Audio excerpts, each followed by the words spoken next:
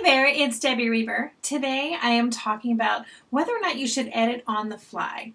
In other words, when you're in the process of writing the book, should you be editing yourself, writing a sentence, going back, editing it, fine-tuning it before moving on?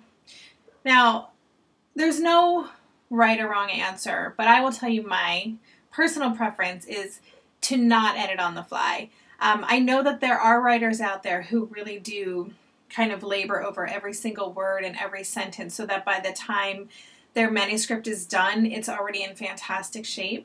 But most writers that I know, and most writers in general, I've done research on this, tend to stick with the shitty first draft approach, which is get it out. Don't hold yourself back by really wanting it to be perfect when it first comes out in the big brain dump. So I'm a big fan of getting it all out, having something, it might be a mess, but it's a draft that you can then start to shape and refine and work with.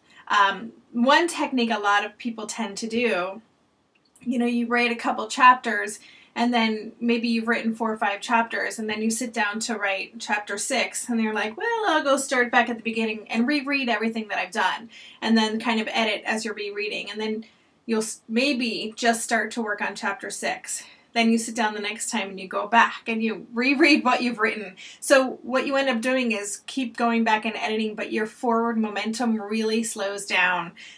This happens with a lot of writers. And to do it every now and then, to go back and reread to get some context and see where you are, I think is a good thing, but it can also be a really strong procrastination technique and really keep you in that 2 steps forward, 1 step backwards.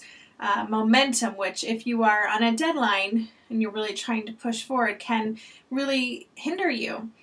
So as much as you can, just let yourself sit down and keep moving forward. Keep getting the words out. You're going to go back and edit this baby many times. So there's no need to get it perfect right now. And worrying about getting it perfect the first time could really prevent you from expressing everything you need to express. Tune in tomorrow when I answer the question, how many hours a day should I be writing to be considered a writer? Until then, bye!